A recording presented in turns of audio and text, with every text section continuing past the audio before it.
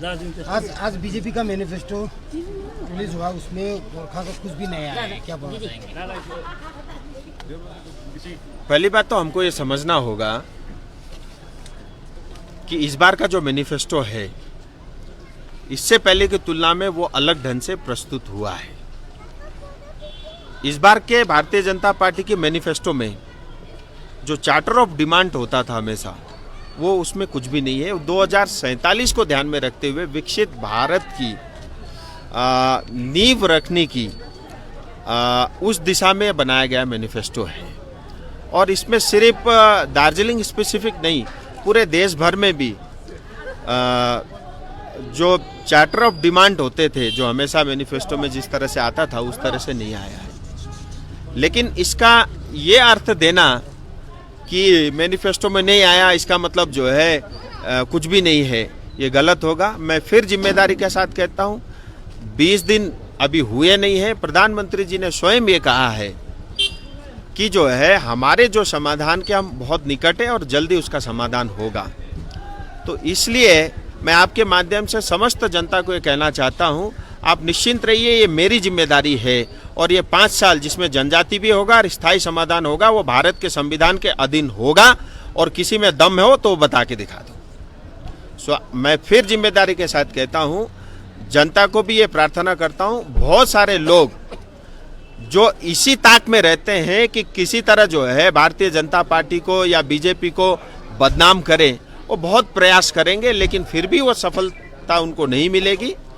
और इस बार का मैनिफेस्टो चार्टर ऑफ डिमांड के लेकर के नहीं है, वो विकसित भारत को ध्यान में रखते हुए उसमें महिलाओं की बात की, युवाओं की बात की, किसान की बात की और जो है श्रमिकों की बात की। इस तरह से अलग अलग हिस्सों में 2047 को ध्यान में रखते हुए बनाया हुआ मैनिफेस्टो है।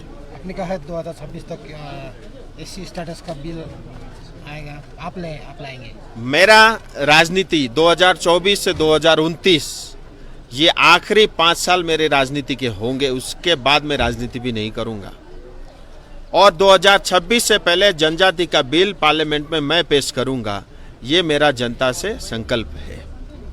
और स्थायी समाधान चुनाव के तुरंत बाद एक कमेटी का गठन होगा, जिसमें हमारे राजनीतिक दल के सदस्य भी रहेंगे, कुछ इंटेलेक्चुअल लोग ऑलरेडी कुछ लोग जुड़े हुए हैं, कुछ और भी उसमें जुड़ेंगे, कुछ संविधान के ज्ञाता भी होंगे। उन सब को लेकर के और इन सब को लेकर के जो एक कमेटी का गठन होगा और उसमें वो काम करेगी, क्योंकि उनमें काम करने में उनको भी समय लगेगा। और मैं ऐसा मानता हूं कि 2026 पश्चिम बंगाल में भारतीय जनता पार्टी की सरकार आएगी और मैं कोशिश करूंगा कि 2026 से पहले जनजाति का दर्जा मिले और 26 के बाद भारत के संविधान के अंतर्गत जो बाबा साहब अम्बेडकर ने जो संविधान बनाया उसके अधीन हमको न्याय मिले। इससे पहले भी आपने एक बोला था कि यदि गोरखा के लिए कुछ नहीं होगा तो मैं रिजाइन दूंगा, तो कैसे? अच्छा है ना, गोरखा के लिए नहीं होगा तो मैं रिजाइन दूंगा, वो आप ठीक बोल रहे हैं। लेकिन अगर मुझे पता है हो रहा है और मैं नहीं रहूंगा तो शायद ना हो, इसलिए मुझे दोबारा राजनीति में आना पड़ा। और मैं कहता हूं, पहली बार शायद मैं जो है मतलब एक इच्छा होती है लोगों की, लेकिन इच्छा से नहीं। इस बार जनता ने मुझे 4 लाख ज़्यादा वोट से जिताया, ये मेरी जिम्मेदारी बनती है, मेरा फर्ज है मेरे समाज के प्रति, इस क्षेत्र के प्रति, दार्जिलिंग तराई डूवर्स की जनता के प्रति, यहाँ रहने वाले गोरखा, राजवंशी, आदिवासी, बंगला भाषी, हिंदी भाषी, उन समुदाय के प्रति ये मेरी जिम्मेदारी है, इसलिए अपनी जिम्मेदारी को पूरा करूँगा। अमित शाह जी कब आ रहा है? अमित शाह जी आएंगे, योगी आदित्यनाथ जी का चल रहा है, लेकिन क्योंकि अभी फर्स्ट फेज का चुनाव चल रहा है, हमारा सेकेंड फेज में है, तो फर्स्ट फेज के सभी जो क्षेत्र हैं उसको प्रायोरिटी से कवर हो रहा है। और जितना अभी सुबह बात हुई थी, टेंटेटिव शायद 20 तारीख को योगी आदित्यनाथ जी कालिम्पोंग आएंगे और 21 तारीख को मिरिक में जो है सतपाल महाराज जी का तय हुआ है। और उसके अलावा गृह मंत्री जी स्वयं आएंगे। प्रधानमंत्री जी की भी मैं चेष्टा कर रहा हूं, लेकिन बहुत सारे सिक्योरिटी रीजन के कारण कई बार दिक्कत आता है। और कल गोरुबथान में अनुराग ठाकुर जी आ रहे हैं और आज ही मेरी बात हुई है अपने अरुणाचल के जो है सांसद और मंत्री जो है किरेन रिजिजू भी आएंगे।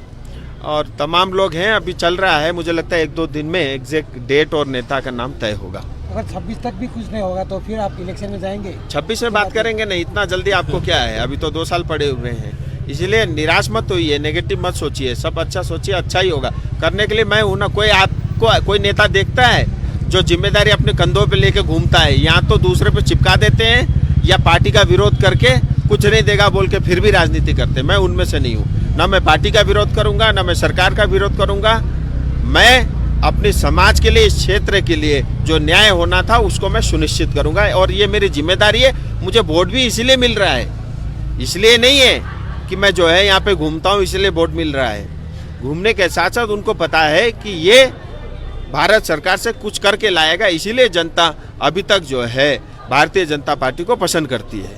जो आपने भाषण में कहा कि जो तेंजिंग शेरपा ने एडमंड हिलेरी का स्टैंड ले गया था, ये बात आप सही बताते हैं? स्टैंड ले गया था? ऐसा है, मैं तो उनके परिवार के सभी सदस्यों को जानता हूँ, और उनके बेटे के साथ भी जो है मैंने बहुत हवाई यात्राएं की है, इसीलिए वो तो बहुत दूर के, उसमें कोई विवाद नहीं होगा, आप निश्चिंत रहिए।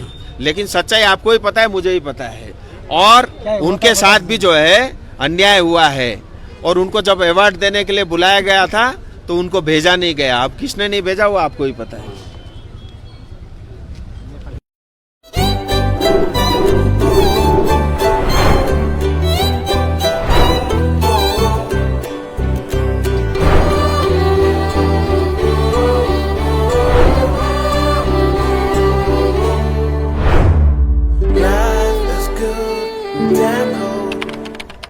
मैडम घुटने में प्रॉब्लम है, करेक्ट? सीढ़ी चढ़ने में और उतरने में प्रॉब्लम लग रहा है आपको, correct? He showed her x-ray also based on evidence is diagnosed OA knee, correct?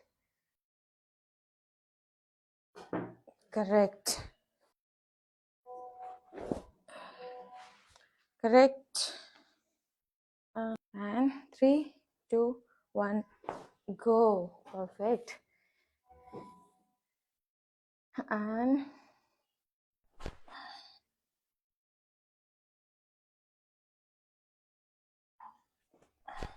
Perfect.